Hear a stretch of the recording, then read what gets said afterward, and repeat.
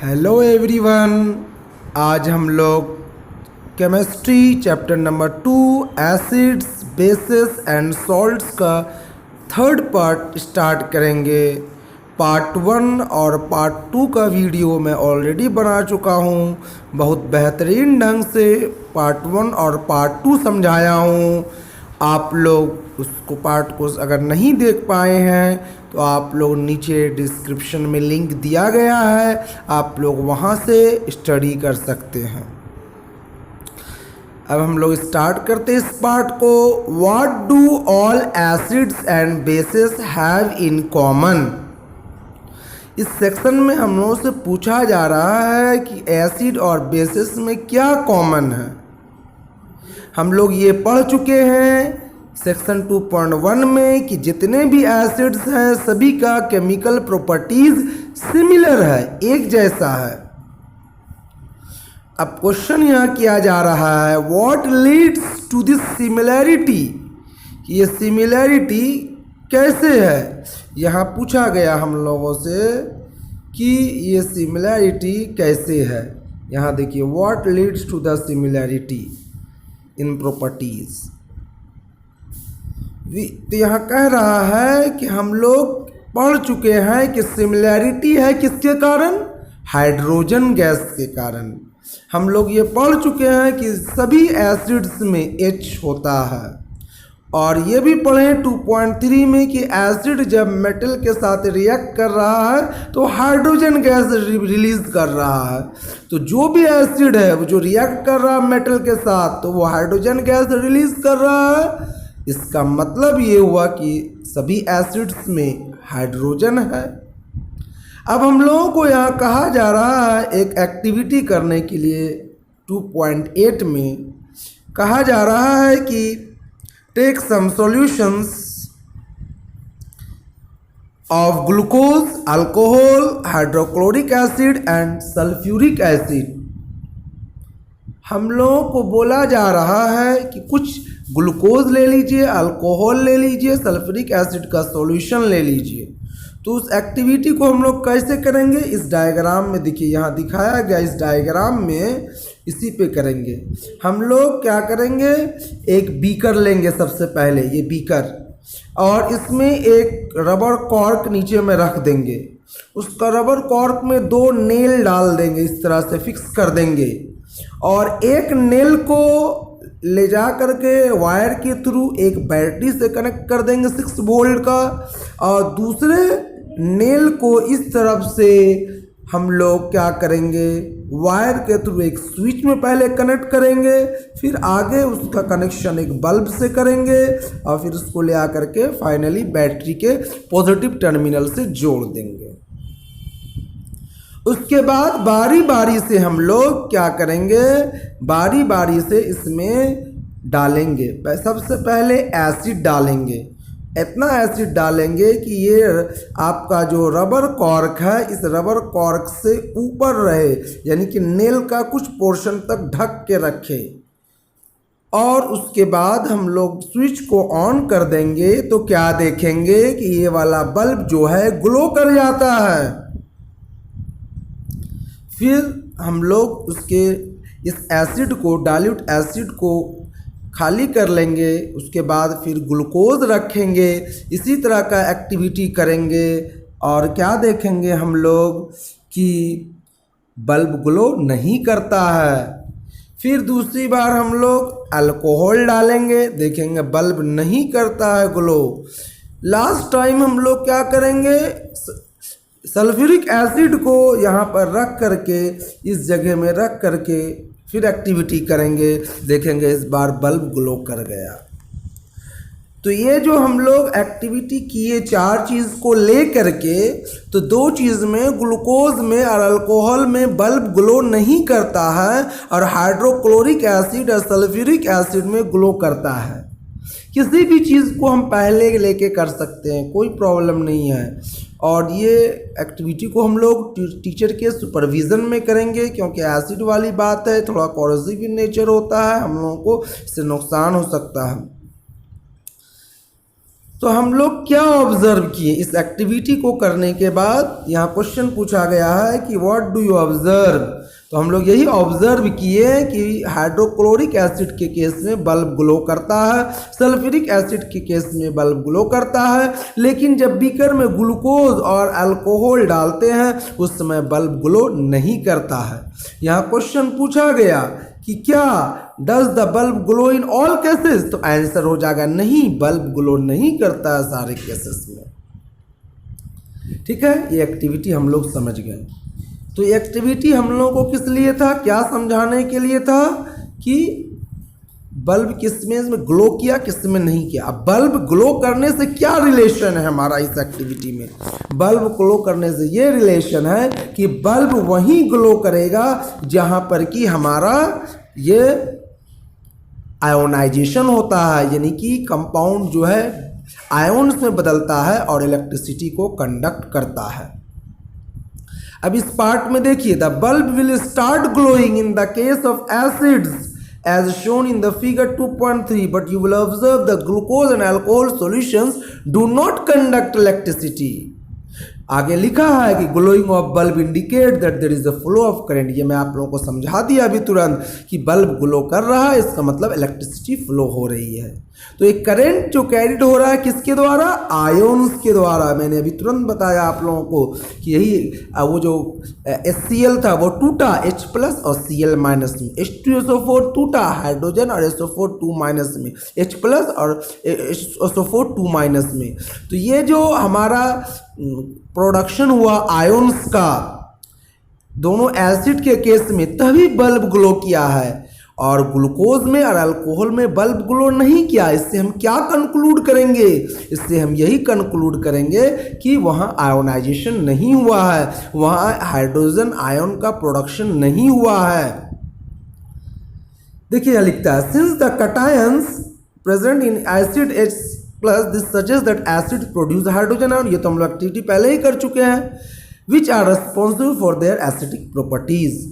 अब हम लोगों को कहता है कि repeat the same activity using alkalis. अब हमको अल्कलीज लेने बोल रहा है, जैसे कि सोडियम हाइड्रोक्साइड या कैल्शियम ऑक्साइड। उसके बाद बोलता है what do you conclude from the result of this activity.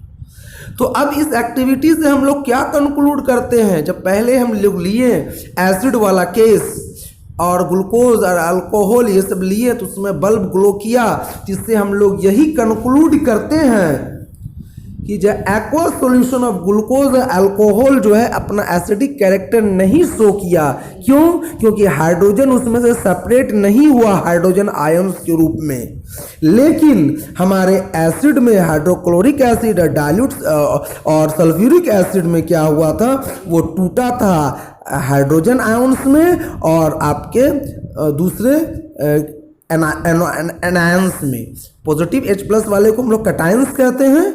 आप याद इस तरह से रख सकते हैं कि प्लस है, प्लस मतलब कटा हुआ साइन, तो कटा हुआ साइन किस में हुआ? कटायंस में, और जिसमें नहीं है वो क्या हो जाएगा? अनायंस।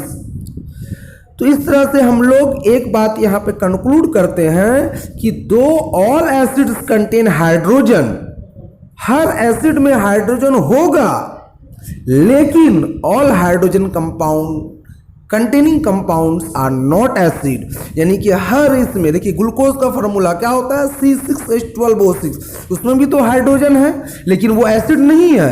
अगर एसिड रहता वहाँ आयोनाइजेशन होता, इलेक्ट्रिसिटी फ्लो करता, बल्ब ग्लो करता। ऐसा नहीं हुआ। अल्कोहल मान लीजिए हम लोग ले लेते हैं C2H5OH, है ना, इथेनॉल या मिथेनॉल ले लेंगे या दूसरा कोई भी अल्कोहल ले लेंगे, तो उसमें भी H है, लेकिन वहाँ आयोनाइजेशन नहीं हुआ, बल्ब ग्लो नहीं किया। तो हम लोग ये कंक्लूड करते हैं कि all the hydrogen containing compounds are not acid. यानी कि हर वो कंपाउंड जिसमें कि हाइड्रोजन होगा वो जरूरी नहीं कि एसिड होगा, लेकिन हाँ जो भी एसिड होगा उसमें हाइड्रोजन होना है। तो यहाँ हम लोगों को अपने क्वेश्चन का आंसर मिल गया। यहाँ पे जो हम लोग का क्वेश्चन था कि what do all acids have in common, यहाँ पे हम लोग का क्वेश्चन था what do all acids have in common. तो हम लोग को आंसर मिल गया यहाँ पर कि all acids have got H plus ions, hydrogen ions in common. फिर हम लोगों को आगे यहाँ पे कहा गया है कि आप लोग एक्टिविटी को रिपीट कीजिए, ये सोडियम हाइड्रोक्साइड लेकर के, कैल्शियम हाइड्रोक्साइड को लेकर के। तो जब हम लोग उसी एक्टिविटी को रिपीट करेंगे बाद में, ये इसी वाले एक्टिविटी को हम लोग रिपीट करेंगे बाद में, यहाँ डाइल्यूट HCl के बदले या सल्फ्यूरिक एसिड के बदले या ग्लूकोज के बदले या अल्कोहल के बदले हम लोग NaOH यानी कि सोडियम हाइड्रोक्साइड लेते हैं या CaOH ट्वाइस कैल्शियम हाइड्रोक्साइड लेते हैं, तो क्या देखेंगे हम लोग, ये हम लोगों से एक्टिविटी करके पूछा जा रहा है। तो यहाँ पर हम लोग क्या देखेंगे कि इस एक्टिविटी को जब रिपीट करते हैं तो यहाँ पे सोडियम हाइड्रोक्साइड जो रहेगा वो टूट जाएगा, आयोनाइज कर जाएगा और बना देगा Na++OH-, और ये पोटाशियम हाइड्रोक्साइड रहे या कैल्शियम हाइड्रोक्साइड रहे या मैग्नीशियम हाइड्रोक्साइड रहे, सभी आयोनाइज करके OH- आयन्स प्रोड्यूस करता है। तो इस तरह से हम लोग समझ जाते हैं कि जो भी बेस होगा उसमें OH- आयन्स होता है। एक मैं लिख के यहाँ पर आप लोगों को दिखा दे रहा हूँ कि कैसे आयोनाइजेशन होता है। एसिड का देखिए HCl जो है ये टूटेगा तो क्या बनाएगा H+ और +Cl-। उसी तरह से जब हम लोग बेस का देखेंगे, NaOH का देखेंगे, NaOH तो ये जब टूटेगा तो बनाएगा, आयोनाइज करेगा, इसका मतलब तो क्या बनाएगा Na++OH-। तो जितने भी बेसेस है सभी ब्रेक करके ये OH- प्रोड्यूस करते हैं, और जितने भी एसिड्स हैं सभी आयोनाइज करके H+ बनाते हैं। तो इससे हम लोग को कंक्लूजन मिल गया कि all acids have H+ ions in common and all bases have got OH- ions in common। ये H+ को हम लोग हाइड्रोजन आयन्स कहते हैं और OH- को हम लोग हाइड्रोक्साइड आयन्स कहते हैं, हाइड्रोक्साइड आयन्स। अब हम लोग आगे चलते हैं। What happens to an acid or a base in a water solution? Acid और बेस के साथ क्या होता है वाटर सॉल्यूशन में, पूछा जा रहा है। क्या डू ऑल एसिड्स, क्या सभी एसिड्स जो है प्रोड्यूस करता है ions only in aqueous solution? इसके लिए हम लोगों को एक एक्टिविटी करने के लिए कहा गया है। इस एक्टिविटी 2.9 में देखिए क्या बोलता है कि take about 1 gram sodium NaCl in a clean and dry test tube and set up the apparatus as shown. यानी जैसा कि हम लोगों को डायग्राम में दिखाया गया है उस तरह का हम लोग apparatus सेट करेंगे। यानी एक टेस्ट ट्यूब ले लेंगे, यहाँ देखिए एक टेस्ट ट्यूब हम लोग ले लेंगे। इस टेस्ट ट्यूब में हम लोग थोड़ा सा यानी कि 1 ग्राम या 2 ग्राम सोडियम क्लोराइड सॉल्ट ले लेंगे NaCl, क्लीन टेस्ट ट्यूब में, ड्राई टेस्ट ट्यूब में, ठीक है, NaCl। उसके बाद क्या करेंगे, इसमें थोड़ा सा दूसरे बीकर की मदद से या दूसरे कोनिकल फ्लास्क या टेस्ट ट्यूब किसी चीज़ की मदद से हम क्या करेंगे, सल्फ्यूरिक एसिड को ऐड करेंगे, ठीक है। अब हमसे पूछा जा रहा है कि व्हाट डू यू ऑब्जर्व, क्या आप देखिएगा। तो हम लोग यही देखेंगे, पहले डालने के बाद हम लोग इस तरह से यहाँ जो देख रहे हैं ऐसा एक कॉर्क लगा देंगे और उस कॉर्क में डिलीवरी ट्यूब रहेगा। ये वाला जो डिलीवरी ट्यूब देख रहे हैं ऐसा लगा देंगे हम लोग। उसके बाद हम लोग थोड़ी देर के बाद क्या देखेंगे कि जब हम कंसंट्रेटेड सल्फ्यूरिक एसिड डालते हैं तो वो रिएक्ट करता है सोडियम क्लोराइड के साथ और बना देता है हाइड्रोजन क्लोराइड गैस। देखिए यहाँ हम रिएक्शन मैं लिख रहा हूँ, NaCl जो है NaCl प्लस H2SO4 ये जो है मिल करके बना देगा आपका Na2SO4 प्लस HCl।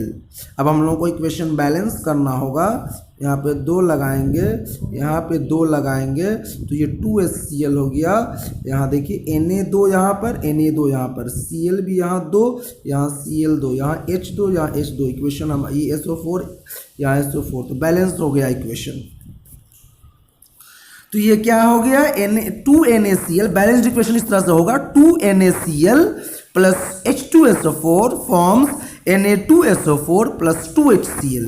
यही जो HCl प्रोड्यूस हुआ ये क्या है, हाइड्रोजन क्लोराइड गैस है। इसी को हम लोग हाइड्रोक्लोरिक एसिड कहते हैं। तो यही हाइड्रोजन क्लोराइड गैस जो है इस तरफ से निकलना स्टार्ट करेगा। अब हम लोगों को यहाँ कहा जा गया था कि what do you observe, is there a gas coming out of the delivery tube, तो कहेंगे yes a gas is coming out to the delivery tube. आगे बोलता है test the gas evolve successfully with dry and wet blue litmus paper. हम लोग को कहा जा रहा है एक बार ड्राई लिटमस पेपर से चेक कीजिए और फिर उसके बाद एक बार वेट लिटमस पेपर से, ब्लू कलर का लिटमस पेपर से चेक कीजिए। हम लोग चूंकि पहले पढ़ चुके हैं कि एसिड का टेस्ट हम लोग ब्लू लिटमस पेपर से करते हैं, और अगर एसिड रहेगा या गैस एसिडिक इन नेचर रहेगा तो वो ब्लू वाले को रेड में बदल देगा। तो वही हम लोग को यहाँ पे करने के लिए बोला गया है। जब हम लोग सबसे पहली बार ड्राई लिटमस पेपर से ये करते हैं, ड्राई लिटमस पेपर से हम लोग चेक करेंगे तो क्या देखेंगे हम लोग कि ये ड्राई लिटमस पेपर का कलर चेंज नहीं होता है, वो ब्लू का ब्लू ही रहेगा। इसका मतलब कि हाइड्रोजन क्लोराइड गैस जो है अपना बिहेवियर नहीं शो कर रहा है, अपना एसिडिक बिहेवियर शो नहीं कर रहा है in the absence of water. अब हम नेक्स्ट टाइम क्या करेंगे, वेट वाला, जैसे हम लोगों को बोला गया है कि वेट वाला ब्लू लिटमस लेने के लिए पेपर, तो हम लोग इस बार यहाँ पर वेट वाला लाएंगे। देखिए लिखा है moist blue litmus solution paper. जब मोएस्ट मतलब भिजा हुआ वेट ब्लू लिटमस पेपर लाते हैं यहाँ पर, तो हम लोग क्या देखते हैं कि वो रेड में बदल जाता है। ऐसा क्यों हुआ? ऐसा इसलिए हुआ क्योंकि वो जो वेट था वो उसमें वाटर का प्रेजेंस था, उसके कारण वो क्या एसिड अपना बिहेवियर शो किया। तो ऐसा कैसे होता है? एक्चुअली क्या होता है ना कि एसिड डिसॉल्व कर जाता है वाटर में और वो टूट जाता है H+Cl- में, और इस तरह से वहाँ क्या होता है अपना कलर चेंज शो कर देता है। अब हम लोगों से यहाँ पे क्वेश्चन पूछा गया है, इस पार्ट में यहाँ पे पूछ रहा है कि in which case does the litmus paper change colour, तो हम लोग लिख देंगे कि in the wet blue litmus paper colour changes. अब हम लोगों को बोला गया on the basis of the above activity what do you infer about the acidic character of dry HCl gas और HCl सॉल्यूशन। बोल रहा है कि आप क्या कंक्लूड करते इस एक्टिविटी के आधार पर एसिडिक नेचर के बारे में ड्राई HCl का और सॉल्यूशन का HCl सॉल्यूशन का। चूँकि हम लोग वेट ले लिए तो समझिए एक तरह से जब HCl गैस उसमें मिलेगा तो वो सॉल्यूशन का रूप ले लिया, तो इसीलिए यहाँ पे HCl सॉल्यूशन लिखा गया है। तो हम लोग यही इन्फर करते हैं कि ड्राई HCl गैस अपना एसिडिक बिहेवियर शो नहीं करता है और HCl सॉल्यूशन अपना एसिडिक बिहेवियर शो कर रहा है। इसका मतलब acid show their acidic behaviour in the presence of water, acids do not show their acidic behaviour in the absence of water. Acids अपना एसिडिक बिहेवियर पानी के अनुपस्थिति में शो नहीं करता है, जब पानी उपस्थित रहेगा तभी वो अपना एसिडिक बिहेवियर शो करता है। अच्छा, यहाँ पर एक चीज़ देखिए, आप लोग नोट में लिखा गया है नीचे में कि if the climate is very humid you will have to pass the gas produce through guard tube. ये क्या है गार्ड ट्यूब? अब देखिए यहाँ पर, आप देखिए इस वाले पार्ट में यहाँ दिखाया गया कि guard tube containing calcium chloride. तो ये कैल्शियम क्लोराइड का क्या काम है मालूम है? ये एब्जॉर्ब कर लेता है मॉइस्चर को। तो बोला गया कि अगर हम मान लीजिए इस एक्टिविटी को रेनी सीजन में कर रहे हैं या ऐसे जगह में कर रहे हैं कि वहाँ पर जो है प्रेजेंस ऑफ वाटर वेपर है, तो वो वाटर वेपर क्या करेगा हमारे एक्टिविटी में इन्फर कर जाएगा। ड्राई वाला लिटमस पेपर भी लेंगे तो वो गैस जो निकलेगा तो वो क्या होगा, उस वाटर वेपर जो एटमॉस्फेयर में प्रेजेंट है उसके कारण ये सॉल्यूशन बना देगा HCl गैस ड्राई, और वो मिल जाएगा और अपना उस समय भी क्या करेगा, रेड में चेंज हो जाएगा। तो हम लोग बोलेंगे हम तो लिए थे ड्राई वाला, मैं लिया था ड्राई वाला, तो क्या हो जाएगा, ये तो रिजल्ट शो के नहीं। इसीलिए कहा गया है कि हम क्या लेना है हम लोगों को कि गार्ड में, यानी ये इस तरह का पाइप से पहले पास करेंगे गैस को, इस वाले गैस को, यहाँ जो गैस प्रोड्यूस होगा इसको पहले इससे पास करेंगे गार्ड ट्यूब से, और फिर दूसरी तरफ जो इधर से निकलेगा वो क्या होगा, विदाउट मॉइस्चर रहेगा। फिर हम लोग वहाँ पर क्या करेंगे, ड्राई लिटमस पेपर लाएंगे, तो हमारे एक्टिविटी में रिजल्ट में कोई अंतर नहीं आएगा। और फिर बाद में जब इस मान लीजिए उस तरह का एनवायरनमेंट में कर रहे हैं और इसी से पास करके जब रेड वाला मॉइस्ट वाला लिटमस पेपर लाएंगे तो क्या होगा, वो बदल जाएगा रेड में। इसका मतलब शो कर दिया कि वो acid show their acidic behaviour in the presence of water. अब हम लोग आगे चलते हैं। बोल रहा this activity suggest that hydrogen ions in HCl are produced in the presence of water. The separation of H plus ion from HCl molecule cannot occur in the absence of water. जो बात मैं बताया वही बात यहाँ पे लिखा गया है। अच्छा, होता क्या है ये देख लीजिए इस पार्ट में कि जब HCl टूटता है तो ये बनता है H प्लस और Cl माइनस में, ये वाला बनेगा H प्लस Cl माइनस में। वही H जो है इस H2O के साथ मिल करके H3O बना देता है और ये Cl माइनस बना देता है।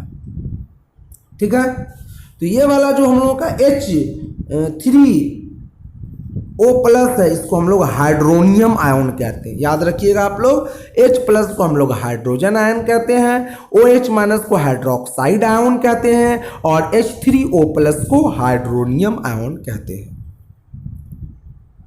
आगे देखते हैं। Hydrogen ion cannot exist alone, but they exist after combining with water molecule. Thus, hydrogen ion must always be shown as H plus और हाइड्रोनियम आयन। यहाँ पे लिख दिया है कि कभी भी H प्लस आयन अकेला एग्जिस्ट नहीं करता है, वो एग्जिस्ट कैसे करेगा, कंबाइन करने के साथ, पानी के साथ कंबाइन कर जाएगा। यहाँ पे दिखाया है देखिए ये वाला कि यहाँ इस तरह से हाइड्रोनियम आयन बना देता है।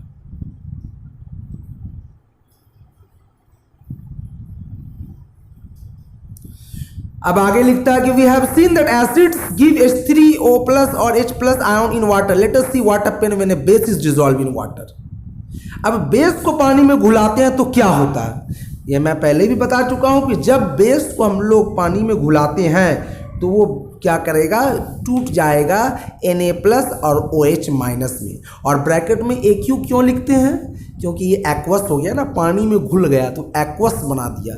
ये हम लोग पहले पढ़ चुके हैं कि कोई भी सॉल्यूशन जो तैयार किया गया है वाटर में घुला करके उसको हम लोग एक्वस सॉल्यूशन कहते हैं। यहाँ आगे फिर देखिए KOH का भी दिखाया गया, ये भी टूटेगा, KH प्लस OH माइनस बनाएगा, MgOH ट्वाइस, ये भी सारा सॉलिड लिया गया। देखिए ब्रैकेट में देखिए S लिखा हुआ है, S मतलब सॉलिड, और यहाँ देखिए Mg2 प्लस और प्लस OH माइनस। तो व्हाट डू वी कंक्लूड, हम लोग क्या कंक्लूड करते हैं कि बेसिस जनरेट करता है OH माइनस आयंस वाटर में, OH minus bases which are soluble in water और अल्कलीज। देखिए एक बात हम लोगों का यहाँ पे समझने लायक है कि जो भी बेसिस जो पानी में घुलनशील है उसको अल्कलीज कहते हैं। तो ऑल बेसिस पानी में घुलेगा नहीं घुलेगा, इसीलिए all bases are not alkalis. लेकिन जितना भी वाटर में सॉल्युबल है बेसिस वो तो बेस ही है। तो all alkalis are bases but all bases are not alkalis. कहने का मतलब ये हुआ कि जितना भी बेसिस है सब पानी में नहीं घुलेगा, इसीलिए सब अल्कलीज नहीं है। लेकिन जो भी पानी में घुल रहा है तो वो अल्कलीज है, तो इसका मतलब बेस ही ना पानी में घुला। इसीलिए हम लोग कह सकते हैं कि an alkali is a base that dissolves in water. ये डेफिनेशन हो गया। या हम लोग इस तरह से कहेंगे कि water soluble bases are called alkalis and all alkalis are bases but all bases are not alkalis. तो यहाँ से अब हम लोग एक बार शॉर्ट में रिवीजन कर लेते हैं कि क्या क्या क्वेश्चन बना आज जो हम लोग पढ़ाई की इस पार्ट में हम लोग यहाँ से स्टार्ट किए थे, इसी पार्ट से स्टार्ट हुआ था हम लोगों का। क्वेश्चन आपसे पूछा जा सकता है, यही टॉपिक को ही क्वेश्चन बना दिया जाएगा। What do all acids and all bases have in common, इसका आपको आंसर बताना होगा कि all acids have H plus ions in common and all bases have OH minus ions in common. फिर आगे क्वेश्चन आपसे पूछा जा सकता है कि write an activity to show that all hydrogen containing H plus containing compounds are not acid. तो आपको ये एक्टिविटी लिख दीजिएगा, इसमें इससे क्लियर हो जाएगा। नेक्स्ट क्वेश्चन पूछा जा सकता है कि what happens to an acid और a base in water solution. तो आप लिखिएगा कि जब भी कोई एसिड या बेस पानी में घुलेगा तो वो आयोनाइज कर जाता है। जब एसिड आयोनाइज करेगा वो तो हाइड्रोनियम आयन बनाएगा और रिस्पेक्टिव एनायन बनाएगा, और जब बेस पानी में घुलेगा तो वो रेस्पेक्टिव पॉजिटिव कटायन बनाएगा और OH माइनस आयन यानी कि हाइड्रोक्साइड आयन बनाएगा। देखिए यहाँ पर इसका दिया हुआ है, यही ये सब में क्या दे रहा है, ये सब में यही बता रहा है हम लोगों को कि यहाँ बन रहा है ना, ये हमारा कटायन हुआ, रेस्पेक्टिव कटायन और हाइड्रोक्साइड आयन, यही सब चीज़ हम लोगों का आगे भी यहाँ पर भी एग्जाम्पल में दे दिया है। तो आपको अगर एग्जाम्पल पूछा जाता है तो आप एक दो एग्जाम्पल भी लिख सकते हैं यहाँ से समझ करके। नेक्स्ट क्वेश्चन हम लोगों का यहाँ से बनता है इस वाले पार्ट से कि वाटर एल्कलीज, एल्कलीज किसको कहते हैं, एग्जाम्पल दीजिए। तो एल्कलीज का डेफिनेशन आप लिख दीजिएगा। एग्जाम्पल में NaOH, KOH, CaOH twice, NH4OH, MgOH twice, ये सब आप लिख सकते हैं। अगर आप लोगों को मेरा इस पढ़ाने का तरीका पसंद आया हो तो आप लोग हमारे इस वीडियो को ज़्यादा से ज़्यादा शेयर कीजिए।